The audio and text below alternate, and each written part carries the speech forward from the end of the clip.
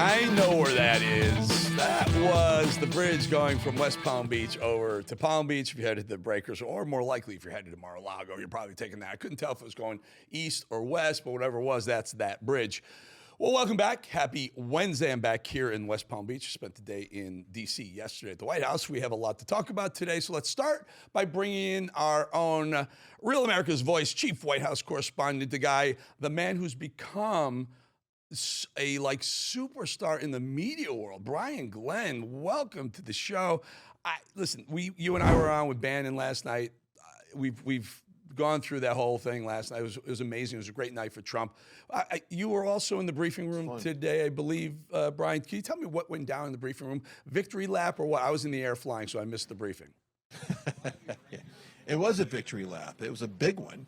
Good afternoon, Eric. Good afternoon, everybody. Good to be here on this rainy day here in D.C. But it was kind of a recap of last night. She had two digital screens on either side of the podium, broke down the approval ratings of the president.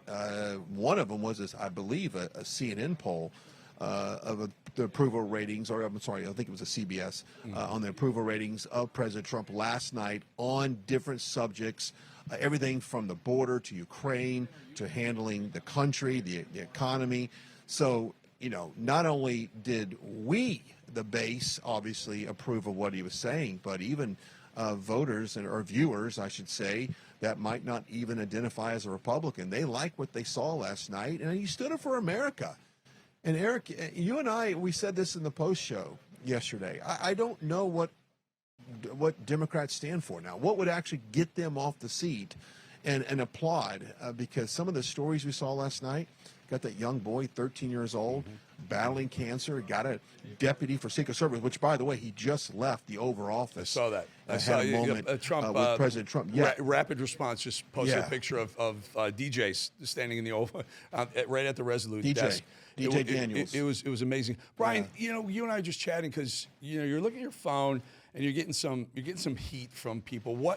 You're doing a great job. Trump calls on you all the time. It's fantastic for Brian Glenn. It's fantastic for Rav. Fantastic for our viewers. Tell us why. Are they jealous? Are people jealous? What's going on? Yeah, I think there is a level of, when Caroline Leavitt, about, 3 weeks ago, announced that this major change was happening where the WHCA no longer had the authority or the guidance to place people in that briefing room and also on Air Force One, it did kind of tip over the apple cart, if you will, on the hierarchy of media outlets that have been here. And I have a lot of respect for a lot of people that have been here for so long. I've got a good friend I've met here that's been in the White House for a long time, hearing the stories, the history of not only Pebble Beach here, but inside that room. It's amazing. There's some really good people here, but there's also some very bitter people here that just do not want to see media outlets like ourselves be pushed to the front of the line and to be able to cover some of the events that we have. Yes, I have been in the Oval Office numerous times, the East Room numerous times, the Roosevelt Room as well, covering stories. And I think they're starting to say, now, wait a minute, is this fair? Is this fair and balanced? And I asked them, the last 4 years, we've seen the media coverage on President Trump. I think it was like 92% of all coverage on the last campaign was negative. So, this is just the way it is. And I don't think there is, which I will say this, the first day, Eric, of this new media seat that was in, though, do you know who sat in that seat? Axios. I wouldn't necessarily consider Mike Allen. Axios. Yeah, I wouldn't Mike Allen got the first question ever in that seat. Yes. I remember that. Yeah. Yes. So Brian, it's great. Haters gonna. Was it Taylor Swift? Haters gonna hate. That's what haters gonna hate, and they're gonna hate you because you're getting consistently called on. Now, I did notice something. You were called on in the Oval Office when Zelenskyy was there, and you called out Zelenskyy for wearing that jumpsuit, his little black jumpsuit, whatever it was. Said have some respect. And I noticed now you have look. Take him full, Mad Dog. Take him full for a second. Look at that suit. Look how beautiful that suit is. You upped your suit game. I mean, you called him on. Now you're up in your suit game. And the reason why I bring this up, hold on. The reason why I bring this up is because I was at the White House yesterday, and out of respect for the office, out of respect for Trump in the office, I wore a suit yesterday, and I wore it on the show.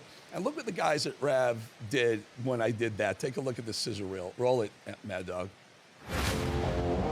Happy Tuesday. Don't get used to the suit. Why don't you wear a suit? You look very handsome in your suit, and I think we may have color coordinated. President Trump is set to deliver the most important speech of his young second term. The President of the United States. There's a lot of groundswell of support around conservatism and especially America First, Trump, MAGA, Maha. The environment's electric. We saved the greatest country in the history of the world.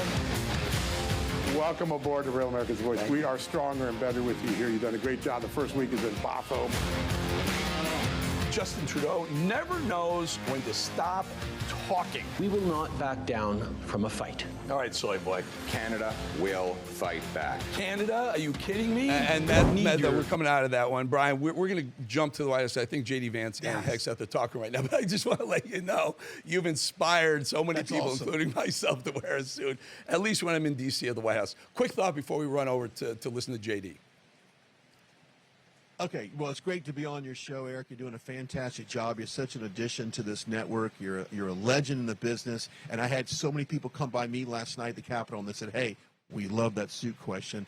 Even got some good comments coming in from the building behind me. So it's a very popular, and of course, it's gotten a lot of criticism, international criticism. I'll be on Pierce Morgan sometime. I think it airs sometime today. So it's great to have you on there. I think there's a future. I'm going to hook you up with Men's Warehouse. I think you could be a spokesperson for them, or maybe even Armani. I don't know what suit you're looking at right now. It looks like an Armani to me. But Brian, we got to go. We're going to thank you for your time. Great job, by the way, Brian Glenn. Thank you, Eric. Appreciate it. Thank you. All right, Mad Dog, do we have J.D. Vance, who's speaker, or Pete Hegseth? What do we have? Now we have Tulsi. Let's take a listen. Let's jump into that for a little bit. Were either deported or remained in custody. Only 8. The rest of them were released back into our country. Where are they? What are they doing?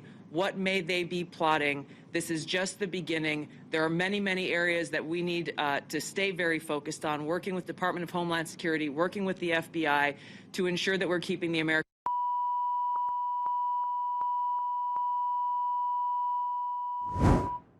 We lost that feed. If we get it back, I would like to jump back in there because that was Tulsi Gabbard. And again, the vice president, we've been hearing about it all day, is at the border. And what a great idea after that massive speech last night for them to go to the border. MD, Mad Dog, are we getting that back? Is that a pull feed that went down, or what's happening here? We're gonna try and get that back. Talk to me, my friend. Talk to me. What's happening? All right, we're going to work on that, folks. So in the meantime, let's talk a little bit about the border. Let's stay on the border a little bit. Last week, or maybe it's the early part of this Monday, maybe the end of last week or Monday, we found out that border crossings are down 94% in the first full month, February, the first full month that Trump has been president this time around. 94% from a year, 96% from the all-time high, 94% from a year ago. That is insanely unbelievable. We haven't even built a wall yet. Haven't built a wall, and 94% reduction because Tom Homan, President Trump's policy, implemented by Tom Homan and Kristi Noem, they're working. So it's not just the wall. It's letting the people know, letting the people who want to come over here break the law, cross our border, steal our resources and assets, never pay taxes, send their kids to school, our schools that we're paying for, I don't know, get EBT cards. In some major cities, we just heard city mayors, liberal mayors from Chicago, talking about how they will remain sanctuary city. The Boston mayor, also Michelle Wu, unbelievable. So basically what we've said and what Trump is saying and what Tom Homan has said and what Kristi Noem has said and what Pete Hegseth is saying. Think about that. Department of Defense is there too, telling the intruders, the invaders, don't come. If you come, we're going to send you back. And that is far, far from what they've been told for the last prior 4 years and by every single Democrat. So again, 94% reduction. So it's not, when Mayorkas tells us that it's the border is secure and he lies through his teeth.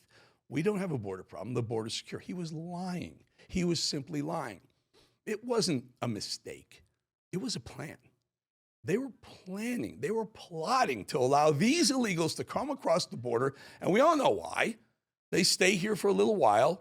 They make themselves comfortable. They educate their children. They feed their families. They get driver's license. Maybe some vote in California. And then they vote Democrat. And then they vote Democrat year after year, and Republicans will never be able to win a national election again. Once you let all these 11, 12, 20, however number there are into this country, you give them a path to citizenship, there will never be another elected official Republican ever again. Maybe in some certain states. Maybe Florida will have senators and governors and Congress people as Republican. There won't be any national electeds as Republicans if once you let those folks vote, because you've given them everything. We've basically laid out the red carpet. It's called a magnet. They're metal, and we have this one big, massive magnet, our economy, this beautiful country, this beautiful economy, and they're magnetizing the illegals to come across until you tell them, guess what? No more, no mas. And that's what Trump did, and that's what he's doing. I'm sorry, we're not going to be able to get that feedback, so we're going to throw to break and talk more about this on the backside. 2.5 minutes, we're going to come back and bring up the border with someone who knows a heck of a lot about the border. We'll be right back.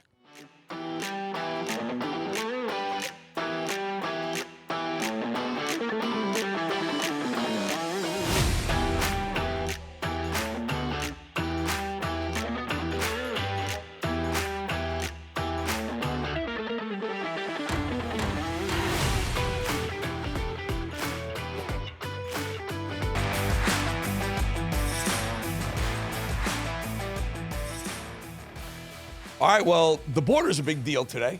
J.D. Vance is there. We just saw Tulsi Gabbard there. I believe Pete Hegseth is there as well. Think about that for just a second. The Department of Defense there for a reason. Donald Trump is sending the signal that says, you come across the border, you break the law, you're going back. And that's why, as we pointed out, 94% reduction in border crossings in Trump's first month alone, and without the wall even being built. So let's bring in the host of Law and Border here on Rav, Ben Bergquam. Ben, really good having you. I know you're out in the wilderness right now, and I want to ask you if you're at the border, but you had a funny response to that. Tell us where you are, and then let's get into what they're talking about at the border. Well, I'm actually, if I didn't do what I do on the media, whenever I'm home, the rare opportunities I'm home, I crystal mine or treasure hunt. So I'm out here at one of these mines. But I told you that I'm in Arkansas, back home in Arkansas right now. And I say it's the border state of Arkansas, because every state's a border state because of what Joe Biden and the Democrats did over the last 2 years.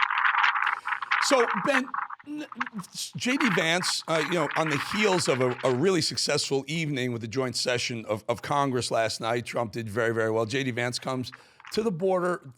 I guess that's a message, I would say. And by the way, last night, a lot of the things he talked about were border issues. For example, Lake and Riley Act, et cetera. So tell us about that. Tell us your thoughts on what's going on at the border right now as we speak. Well, look, we've been covering it I've been about 10 years. And what I saw over the last 4 years was it was treason. I mean, it absolutely was treason. And the fact that Joe Biden and Kamala Harris and the Democrats had the nerve to say that they couldn't stop it when they invited it. I was actually down in Panama the day after Secretary Mayorkas flew down there to announce this controlled flow operation when he announced it back in 2021, 2022, after the invasion and had begun. And basically all it was designed to do was take our money, partly through USAID, and fund the invasion of our own country. He made it easier rather than making it more difficult. Every single country along the way that illegals were coming from, and they're not just coming from Mexico. Everybody knows that now. It's 160, 170, 180 countries now where you have illegals coming through. And rather than making it more difficult, the Democrats invited it.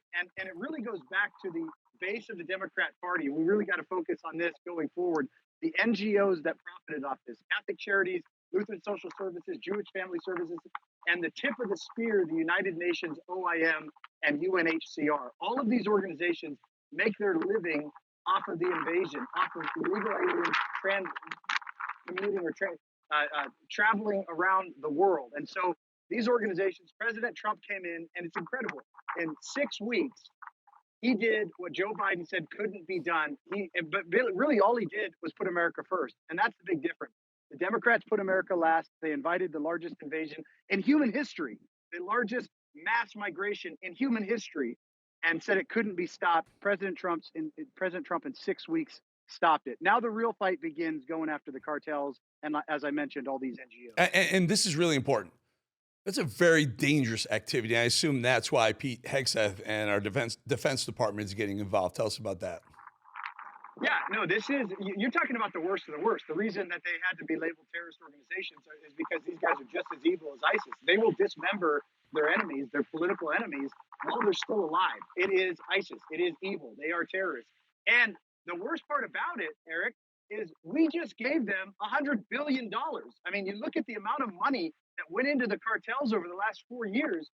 We weaponized the cartels. We gave them that money. Joe Biden and these border policies gave them the money. And what did they do with that money?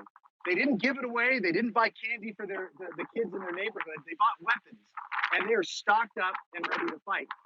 And the reason it's so important that Pete Hegseth and that our military, our special operations, our special operating teams go after these guys is because Mexico can't do it.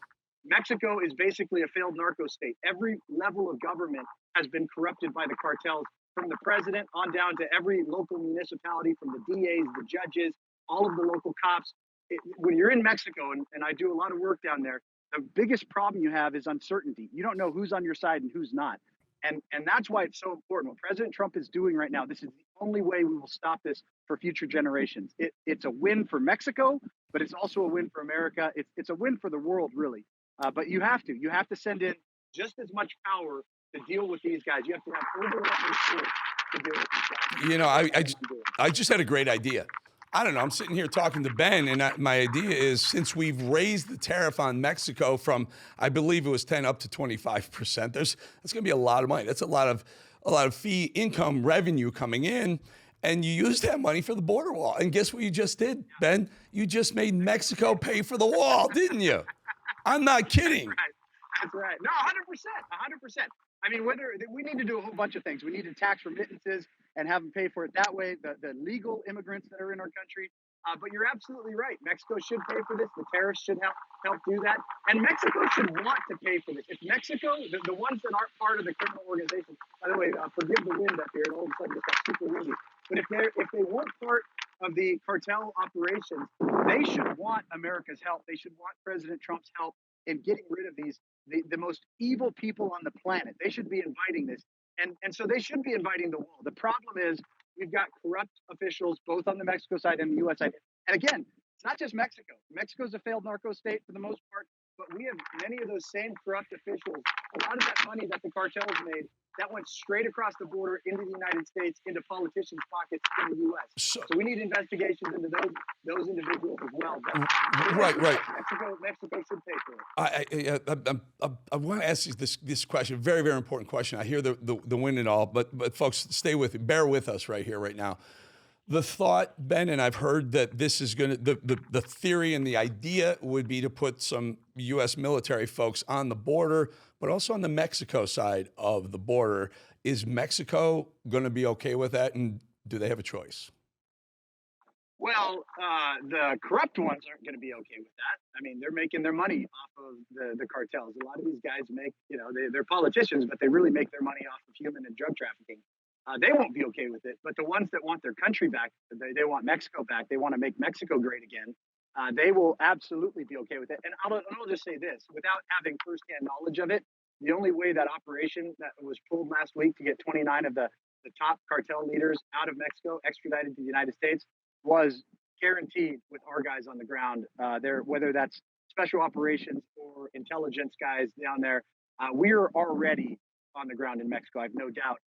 And I think that whether we're actually going in, our special operators are the best in the world. So, you want somebody taken out, you send in the best, but we can also train the guys. Mexico has some special operating teams of their own. The biggest problem in Mexico is trusting that information doesn't disseminate down to the cartels. That's what they've had for so long. And again, that's why I think it's actually crucial that America plays a direct role in that. And if we want to talk about wars we need to fight, this is the war we need to fight. This is the war we should have been fighting for the last 30 years. Yeah. I'm a victim of that war, my family. I've been to the border many, many times. I've been in the tunnels. The tunnels will run sometimes 600 yards from the Mexico side of the border to a warehouse on the U.S. side of the border, and they're only about this wide, right? And some of them are bigger, but there's literally thousands of them. And we find 5 or 6, and it's a big deal, and we expose it. Here's the thought, and this is very controversial.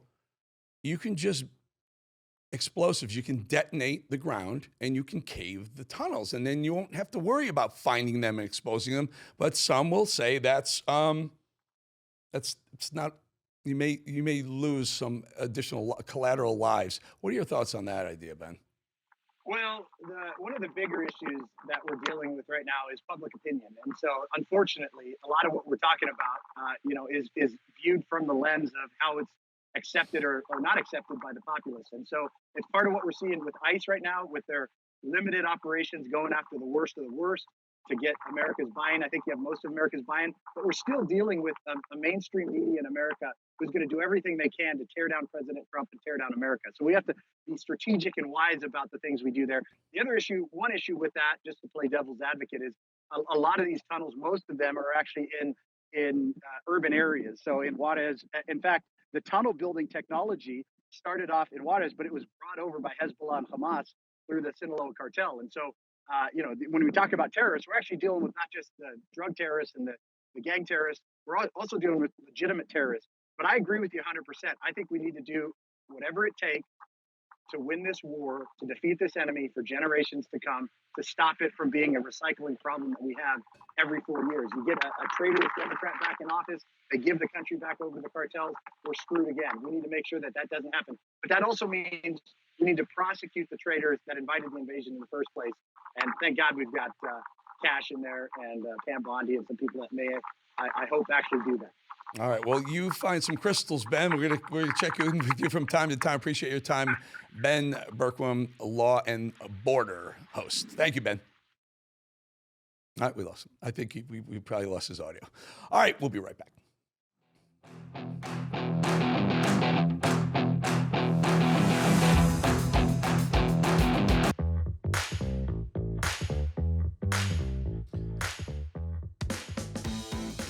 All right. Mad Dog, can I get Voice of God in here? Can I get Voice of God in here for a second? You hear me? Mad Dog? Dog, you hear me? Can we get another Palm Beach shot? Okay.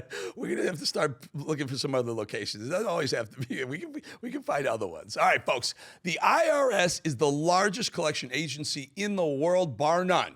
And with April 15th fast approaching, it's more aggressive, the IRS is, than ever. In 2025, enforcement has ramped up. And if you owe back taxes or have unfiled returns, waiting is not an option. The longer you wait, the worse it gets. Ignoring your tax troubles is the worst thing you can do. April 15th marks another tax year that's passed us by. Getting ahead of this now is a smart move, but never contact the IRS alone. Instead, let the experts at Tax Network USA handle it for you. Why? Because not all tax resolution companies are the same. Tax Network USA has a preferred direct line to the IRS, meaning they know exactly which agents to deal with and which to avoid. Avoid the mean ones. With proven strategies to settle tax problems in your favor, whether you owe $10,000 or $10 million, Tax Network USA's attorneys and negotiators have already resolved over $1 billion in tax debt. Talk with one of their strategists today. It's free. Stop the threatening letters. Stop looking over your shoulder and protect yourself from property seizures and bank levies.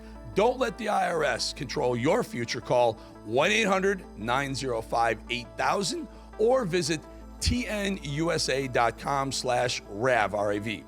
April 15th, just around the corner, folks. Act now before the IRS acts first. You don't want that to happen. All right, so is regrettable, and for those listening on podcasts, I'm doing air quotes, is regrettable the same as sorry? Is it? Well, it depends on what your definition of is. Little Clinton reference right there. Zelenskyy finds the whole Oval Office fiasco, quote, regrettable. Well, yeah, so do most Americans. So does anyone with common sense.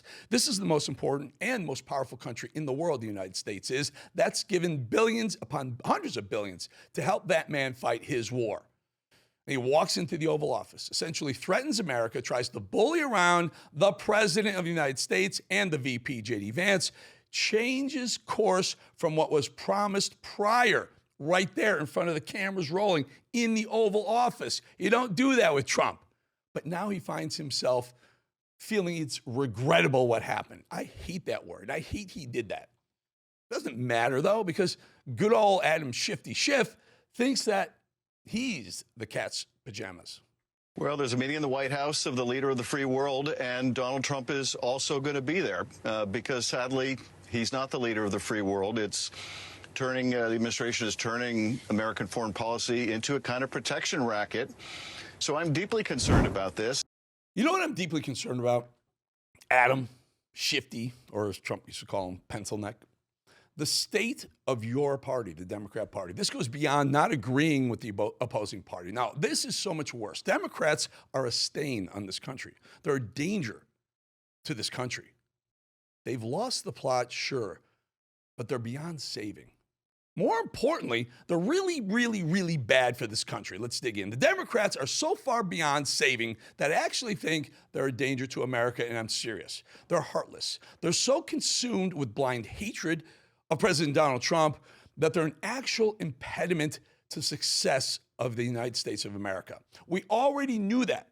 They've clearly become the party of violence. But this is next level now. Think about this. Democrats stayed seated last night when a kid with cancer was honored at the address last night. This young man right here, DJ, watch. Ever since then, I had 13 brain surgeries, and that's how many times my personality has changed. And that's something that you don't hear from a terminally ill child. They had 5 months to live. I'm gonna keep on going until my gas tanks run out. And that's when God calls you home. You never know when God's going to call you home. I mean, you got to have a heart. Who doesn't have a heart for that young man? They couldn't even stand up when President Trump honored him last night. Democrats, nothing? Stay seated, what, in protest? Really? This is what they become, the party of seething, of hatred. What kind of values are those, Democrats? They refuse to stand for Laken Riley, murdered by an illegal, thanks to Joe Biden and Kamala Harris. They refused last night to stand for Officer Diller. They refuse to stand for 13 service men and women killed in Afghanistan. For Corey Commentator, who was killed in Butler, Pennsylvania by President Trump's would-be assassin. A bullet missed Trump and killed Corey. They didn't stand up for a single one of those Americans. That's the state of the Democrat Party. Oh, well, here's the face of that party. Turned it over to him. And we don't know everything that Elon Musk has done with his high technology. We don't know what he's being accused of by some, as it may relate to the election. But we're not going to give up in investigating and finding.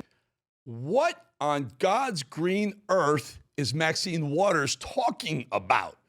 Now Elon Musk hacked the 2024, hacked the election?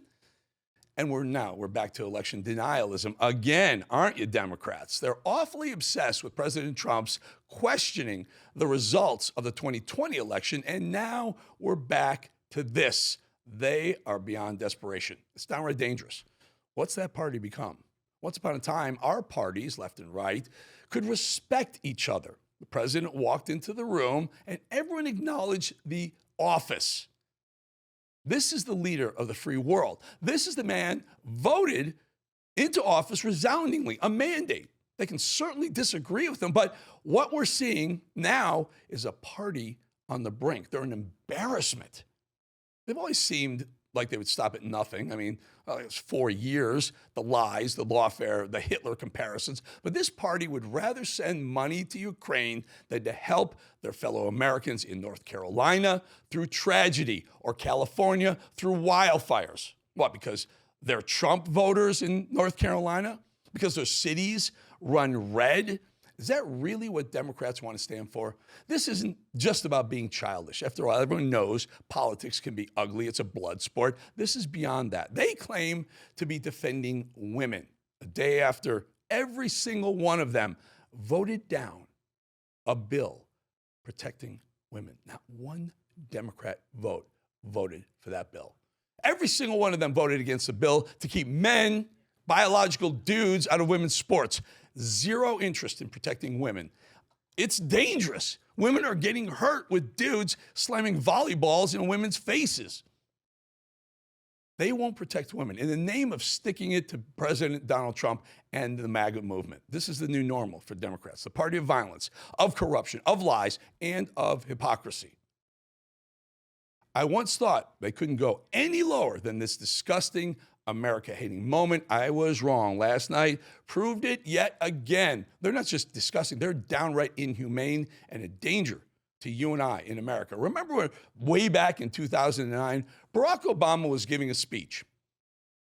Joe Wilson from South Carolina, Republican, yelled out, "You lie," and everyone lost it. The reforms I'm proposing would not apply to those who are here illegally. It's not true. And one more misunderstanding I want to clear up. Under our plan, no federal dollars. So that moment, Barack Obama was speaking, and Joe Wilson from the back of the room, South Carolina Republican, yells, "You lie," and he's talking about whether or not you could keep your doctor during Obamacare, or whatever the issue is. That little "you lie," and everyone went ballistic. I remember this. The Democrats were saying the Republicans, they've lost control of themselves. They're a threat to democracy. This is the sanctity of the president speaking on a State of the Union or address if it was the first year. And look what happened last night. Their party has devolved into downright lunacy. Last night, the only moment during the speech that garnered enthusiasm, a collective applause among the Democrats, was when President Trump mentioned spending hundreds of billions of dollars, taxpayer dollars, by the way, on the war in Ukraine. Several Democrats even pulled out Ukrainian flags and waved them. There were several Democrats that, according to those in attendance, immediately pulled out Ukrainian flags and started waving all over the place. Think about that for a second. Their applause was not meant to celebrate any result of that spending. So they weren't celebrating a victory of any kind for Ukraine or some kind of positive or benefit for America. Think about it. They so enthusiastically celebrate not our homeland and all of the great things that are happening to this United States thanks to President Trump, but celebrated that all they could do is celebrate the deaths of hundreds of thousands in a foreign land. The Democrats can't clap for a kid with cancer. The Democrats can't clap for a high schooler who lost his father in the line of duty getting into West Point. The Democrats can't clap for a released hostage held by Russia, but they can wave the hell out of Ukrainian flags and endlessly fund that stupid war. That is your new Democrat Party. They're not just corrupt, not just cheaters, liars. They're a danger to this country. Even Chuck Schumer, that knucklehead, couldn't really defend the disgusting actions of his own party. You called it nasty. It was like 4 minutes into the speech when Congressman Al Green was yelling at the podium and he was escorted out. What was going through your head as you heard the congressman yelling? Well, look, the bottom line is lots of people are frustrated. But the best way to protest what Trump is doing what we are doing, and many senators and many congressmen are doing. They're a danger to this country. Listen to this. Just today, the mayor of Chicago refusing to say that he would turn in a criminal illegal invader, an alien, over to ICE. Mayor Johnson, under Chicago law, would you turn this criminal over to ICE on a detainer? Our local law enforcement works hard every day to get criminals off the streets of Chicago. Would you turn that criminal over to ICE? That's the problem. That's one of the topics of this conversation. That's one of the problems we've heard from Tom Hammond and from the Homeland Security is that in your cities, when someone's apprehended for a crime and ICE is now with this new federal policy wanting to come in and deport the criminal alien that you will not cooperate Or with. the Denver mayor defending releasing a dangerous illegal migrant who ended up assaulting police officers. Basically, it says if you're going to release this bad guy, this gang member who allegedly stole a car, menaced people, and assaulted people, give us a 48-hour heads up. Is that right? That refresh your memory? I do know about the detainer request. I do know that we provided a notification of release. What kind of notice did you give ICE when you released him? We gave him notification. I'm not sure how long in advance it was. I do know that. 1 hour. I do know that there were 1 hour notice, and you released him 5 days ago, Or right? how about Ayanna Presley and Comer? Without objection, so ordered. We've put it in the record. I have an internet. You have what? Mr. Chair, can I have several articles. I need to enter them. Let me just go ahead with what the articles are. What they speak to. What's the next article? Let me proceed. Data from Texas shows that U.S.-born Americans commit more rape and murder than immigrants. Listen, this trend of you all trying to get thrown out of committee so you can get on MSNBC is going to end. We're not going to put up with it. This is my procedural right as a member of this committee you can to go, enter documents you can go with into the Mr. record. Frost and Mr. Green. I'm reclaiming my time. That's you what do you not want. Get to No. Ms. Presley, how I've been I very, recite the I have been articles very for the accommodating record. to you. Mr. Superjohn, And I start take the particular clock. umbrage Start as a the clock. survivor of sexual violence. Go. I will enter into the record. This is my right. Thank you. No. It is Mr. Superjohn. Mr. Chair. No, you know the process of unanimous consent. You are not I recognized. have several articles to enter into the record. Mr. Superjohn, if you don't go, we're going to recognize Mr. Timmons. Folks, these Democrats are anti-American. We'll be right back.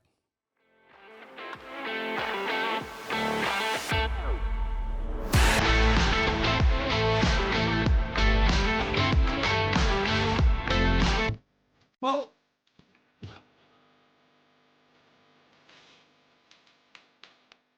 oh, look at that. Look at those sights. That's a beautiful shot there, Emmy. Thank you.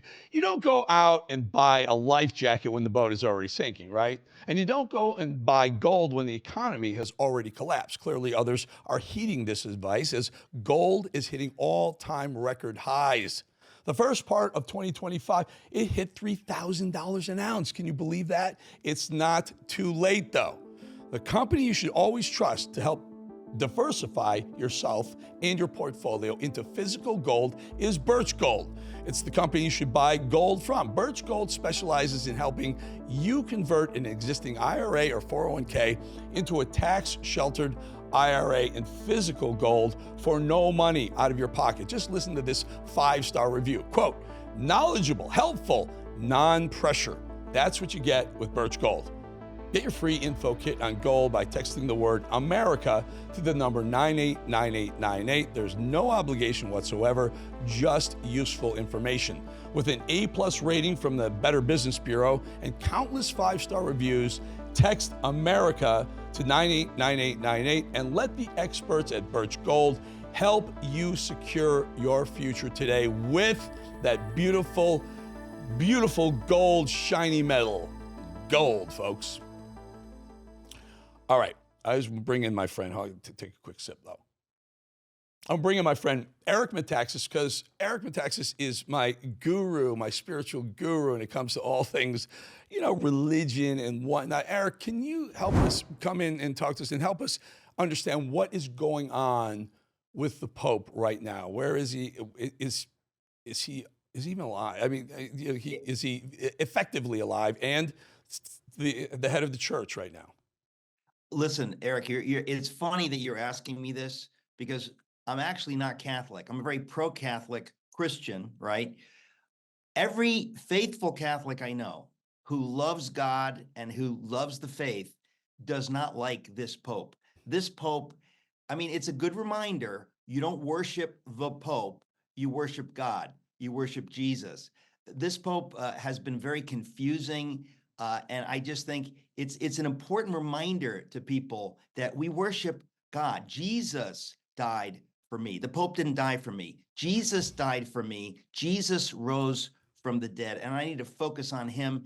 And a day like Ash Wednesday, perfect day for us to be proud of our faith, to live out our faith. We're living in a country really that was built by people of profound Christian faith. And I just think it's beautiful that Trump even mentions God publicly the way he does. So I'm actually very excited about the spiritual state of America at this point. And Eric, you don't have to be, I'm Catholic, but you don't have to be Catholic to understand, and you know so much about these things.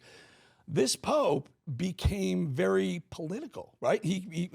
I saw him as becoming a very left-leaning Pope when he talked about open the borders, embrace LGBTQ communities. I mean, those things aren't biblical, am I right? Well, this is what's so funny. There's nothing wrong with a person of faith being political, as long as the political is accurate, right? In other words, let's say I'm a person of faith and it's 1860 and I stand, because of my faith, I stand against slavery. I say it's an abomination. It's an evil thing, and everybody should vote for Abraham Lincoln. I'm being political, but it's biblical. It's my Christian faith leads to those things. Here you have a pope, and we had that woman, that Episcopal priest, preaching in Trump's face, you know, the day of the inauguration. They're being political, but their politics is antithetical to the Christian faith. So it's a bizarre moment. It's an absolutely bizarre moment. How can you deviate from what the church has taught for 2,000 years? There are men and there are women.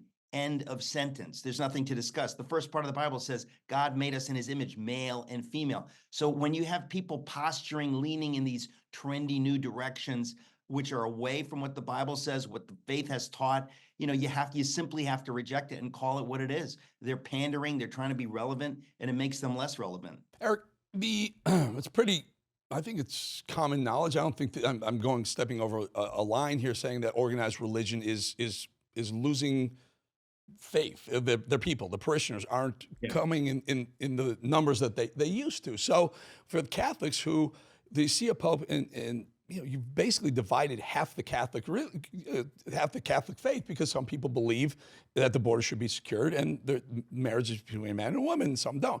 What would you recommend the Catholic Church do to replace this pope? What type of pope do you think should be next?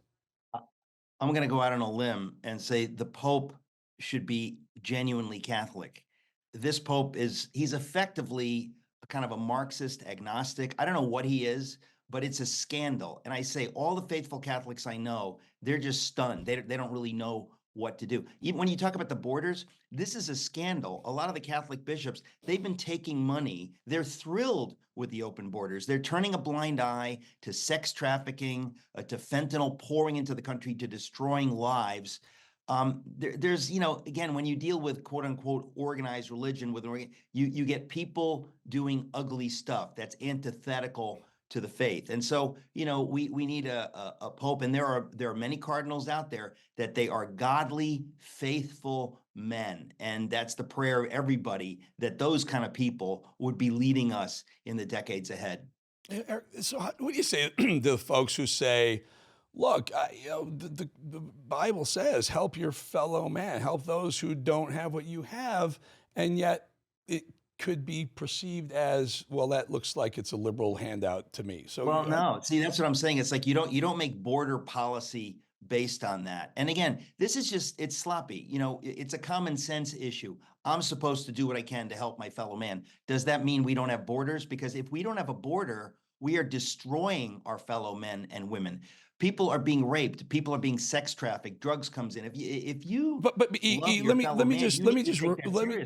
and I have had this discussion before, and this is a very important point to make. But the Pope is supposed to speak for God, right?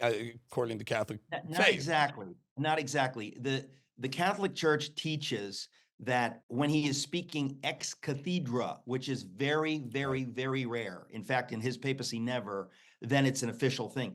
Otherwise, and a lot of people get confused, a lot of Catholics get confused. I think when the Pope talks, it's like God talking. Absolutely not. That is not Catholic doctrine. It has never been Catholic doctrine. And people need to understand that, you know, our leaders should be saying things that are consonant with what the faith teaches, but it doesn't mean that they will. And there have been many popes that didn't. So we have to be very, very careful that, that term of papal infallibility, that it really is a very confusing term. People get it wrong. The Pope is not infallible in those extremely rare cases when he's saying something, quote unquote, ex cathedra.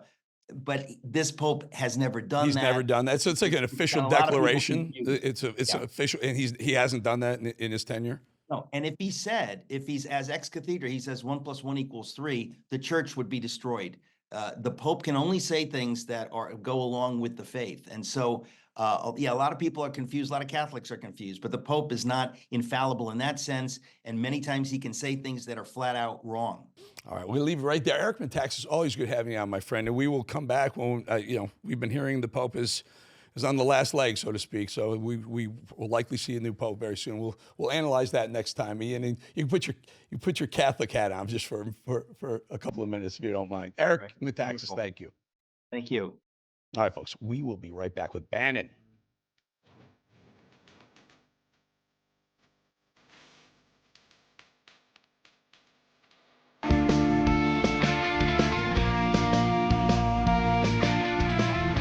Okay, so there, Mad Dog did a great job. Look, that's Naples, Florida. That's a live view of up here in Naples, Florida. Look at that sky, folks. That's headed this way. That's the west coast of Florida.